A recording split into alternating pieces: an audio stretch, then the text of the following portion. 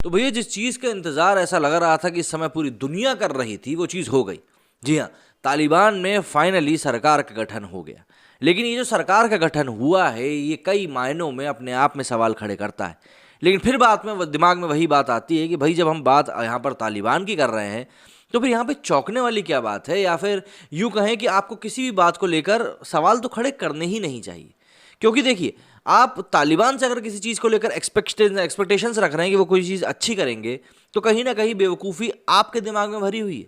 जाहिर सी बात है, ऐसा ही कुछ हुआ है सरकार के गठन को लेकर कि जिन लोगों को सरकार में मंत्री बनाया गया है या जिन लोगों को महत्वपूर्ण ओहदों पे रखा गया है, उनमें से कई लोग तो ऐसे हैं जो कि क्या ही बताएं। और सबसे बड़ी बात, जिसको प्रधानमंत्री घोषित किया गया है उसके ऊपर तो पहले से ही पता नहीं कितने करोड़ों का इनाम घोषित है। अफगानिस्तान पर कब्जा करने के बाद तालिबान ने आखिरकार नई केयरटेकर सरकार का ऐलान कर दिया है। संगठन ने मुल्ला हसन अंखुद को अफगानिस्तान का अगला प्रधानमंत्री घोषित किया है, जबकि मुल्ला अब्दुल गनी बरादर को उनका डिप्टी बनाया गया है।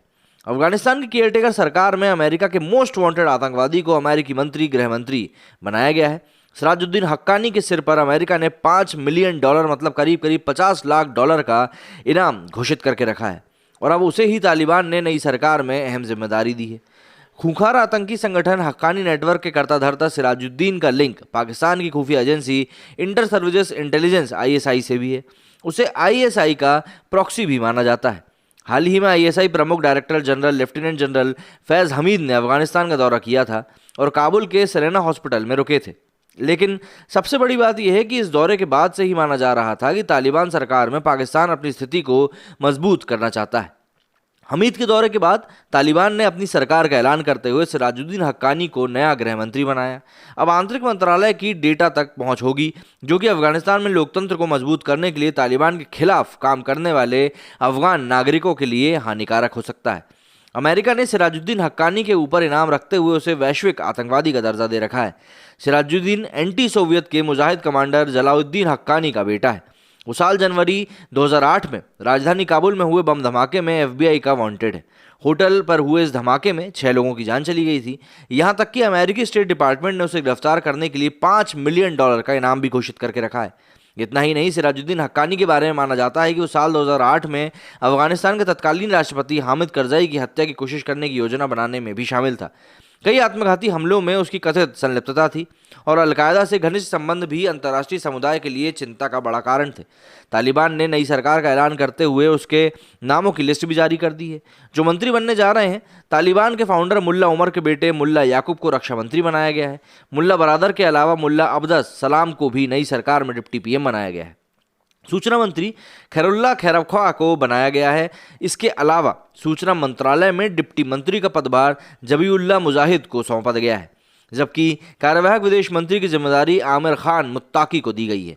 डिप्टी विदेश मंत्री शेर अब्बास स्टानिकज़ई को होगी, लेकिन इसके अलावा न्याय मंत्रालय की बात करें तो ये अब्दुल हकीम को ही दिया गया है। अफगानिस्तान की नई सरकार में वित्त मंत्री हदायतुल्लाह बदरी होंगे, जबकि शिक्षा मंत्री की जिम्मेदारी शेख नूरुल्लाह के कंधों पर होगी।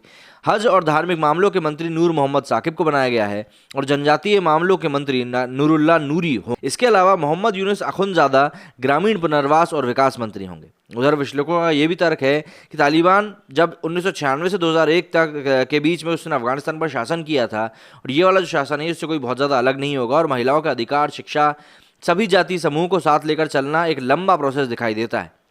वहीं तालिबान ने जिन 6 देशों को अपनी सरकार के उद्घाटन के कार्यक्रम में शामिल होने का नियंत्रण भेजा है, उनमें शामिल हैं पाकिस्तान, ईरान, कतर, तुर्की, रूस और चाइना। अब इन सब चीज़ों के सामने आने के बाद आप खुद समझिए कि तालिबान जो बातें कह रहा है कि नहीं भैया हम तो विकास के ऊपर काम करेंगे, अगर विकास के ऊपर काम करना होता तो एक ऐसे शख्स को प्रधानमंत्री ना बनाया गया होता जिसके ऊपर $50 लाख का इनाम पहले से ही घोषित है। लेकिन बात वही आ जाती है कि आप समझाते भी उस इंसान को हैं जो कि समझने के लायक हो या फिर समझाने के लायक हो, और तालिबान मुझे नहीं लगता इनमें से कुछ भी है। लेकिन हाँ, सत्ता संभाल ली है तो दुनिया को उसकी तरफ ध्यान ज़रूर देना पड़ेगा, क्योंकि अगर ध्यान नहीं दिया तो फिर इन्हीं चीज़ों के कुछ अलग कॉन्सिक्वेंसेस भी सामने आ सकते हैं। मेरे इस वीडियो में फिलहाल इतना ही। जय हिंद, जय भारत।